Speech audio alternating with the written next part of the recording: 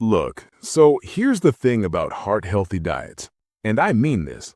Ask 100 people what you're supposed to eat to not have a heart attack, and you'll get 100 completely different answers, like wildly different. One person screaming at you about carbs being poison, telling you keto's the only way, or maybe carnivore if you're really committed to making your dinner parties awkward. Then the next person's giving you the exact opposite advice. Drop the meat entirely, go vegan, save your arteries and the planet. And then there's Mediterranean people, paleo people, DASH diet people. It's exhausting. But here's what I figured out after treating heart patients for over a decade. Actually helping real people try to use food to not. Prescribing a rigid diet is kind of useless because most people, and I'm not judging here, most people absolutely cannot stick to some super restrictive eating plan. We're talking real life, jobs, kids, that weird casserole your mom makes every Thanksgiving that you can't say no to. And here's the brutal truth. None of those perfect diets matter even a little bit if you quit after 6 months. So I look at it differently now. A nutrition plan that's maybe 70% optimal, not perfect, just pretty good, but one you can actually follow for the rest of your life, that destroys something that's theoretically 100% perfect, but you bail on after half a year. Not even close. The goal isn't chasing whatever new miracle diet just dropped on Instagram. It's finding the foods that keep showing up again and again in the actual research, the meta-analyses, the long-term studies on heart disease, and just making sure those foods are in your routine, whatever that routine looks like for you.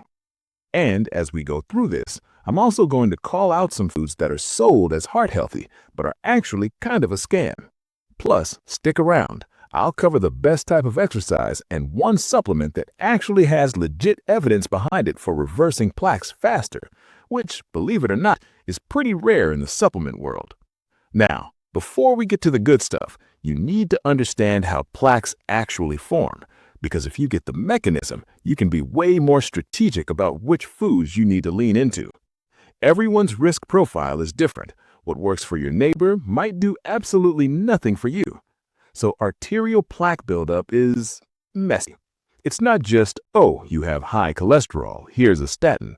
It's not just sugar, not just blood pressure, not just inflammation. It's this perfect storm of things going wrong all at once. You get endothelial damage. That's just injury to the thin layer of cells lining your blood vessels, nothing fancy. And then LDL particles carrying this thing called ApoB slip through the vessel wall. Then inflammation oxidizes those particles, which is kind of like rusting metal. And that's what triggers your immune system to freak out and try to fix things. Except it doesn't fix things, it just makes the plaque bigger. Classic immune system move. And the more oxidative stress you've got floating around, the more this whole cycle just keeps going. It's brutal. So the high-impact foods you need, the ones that actually move the needle, they have to hit all those mechanisms. Lower ApoB, reduce inflammation, boost your nitric oxide, which then lowers blood pressure and protects the endothelium. And you need to calm down that overreactive immune response that's making everything worse. All right, so if you dig through all the major studies on diets that help with atherosclerosis, one thing that keeps coming up is lycopene, which is this carotenoid, basically a plant pigment found in red and pink fruits and vegetables. You get it in tomatoes, guava, watermelon, pink grapefruit has it, papayas. And lycopene is insane because it's this incredibly powerful antioxidant. One of the main drivers of plaque formation is oxidative stress damaging your cells, and lycopene just goes in there and neutralizes those harmful reactive oxygen species. We have studies showing high carotenoid levels can actually slow early atherosclerosis. There was this observational study out of Finland of all places, that suggested eating tomatoes, especially processed tomato stuff like sauce, might reduce carotid atherosclerosis, which is the kind that can cause strokes. So yeah, eat your marinara. Another thing that shows up everywhere is phytosterols, which sounds complicated, but it's just a natural plant compound found in nuts and seeds, especially flaxseed and sesame seeds. You also get phytosterols in legumes, whole grains, and a bunch of fruits and vegetables. Carrots, broccoli, avocados, leafy greens. And here's the thing, phytosterols look almost identical to cholesterol, like molecularly they're doppelgangers. So when you eat them, they compete with cholesterol for absorption in your intestines, meaning less cholesterol actually makes it through. But that's not even the interesting part, because when it comes to cholesterol in your blood, most of it doesn't come from what you eat, it's made by your liver. So what happens is your liver senses this drop in absorbed cholesterol and goes, oh no, we need to maintain balance here. And it starts yanking more LDL particles out of your bloodstream to compensate. Over time, you've got fewer LDL particles carrying that ApoB I mentioned floating through your arteries. And that matters because LDL, or more precisely, ApoB, has been proven to cause heart disease. If you look at the meta-analyses, if you look at Mendelian randomization studies, which are basically genetic lottery tickets that show causation, not just correlation, ApoB is one of the main drivers of atherosclerosis. Not the only one, but it's key. We have meta-analyses showing that eating more phytosterols can drop your LDL by an average of about 14 milligrams per deciliter, which is not nothing. Okay, another essential food group for plaque reversal, flavonoids. Just natural compounds found in fruits, berries, apples, oranges, also onions, leafy greens, and dark chocolate, which honestly makes this whole thing way more tolerable. So here's how flavonoids work. When plaque builds up, it starts with LDL particles getting trapped and damaged in your arterial lining. That LDL gets oxidized, which makes the whole area super sticky. So white blood cells called macrophages, we're all walking around with these things inside us. They get drawn to the area and cause inflammation. And this is what makes the plaque grow. Flavonoids come in and lower adhesion molecule expression. Basically, they make your arterial walls less sticky. Fewer cells can attach, less inflammation, and they help macrophages chill out so they don't turn LDL into its damaged, oxidized form. One subset of flavonoids that's especially important is catechins.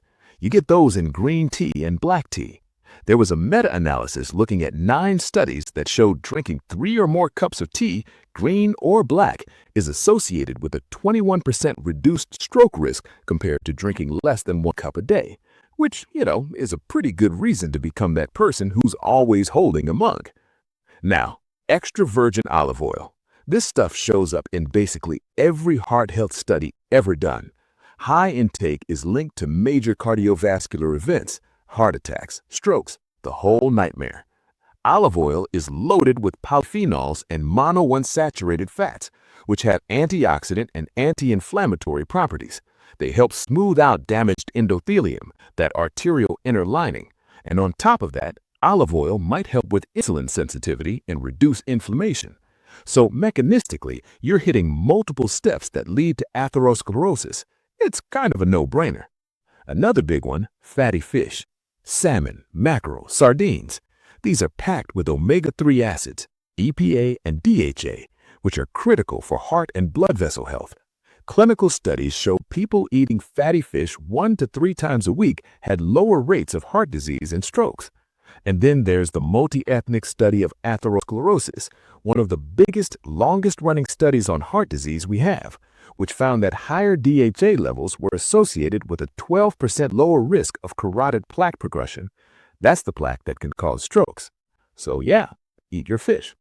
But look, when it comes to atherosclerosis, it's not enough to just eat the right foods. You also have to watch out for the wrong ones, especially the inflammatory stuff. And I know this isn't shocking, but processed carbs are a disaster.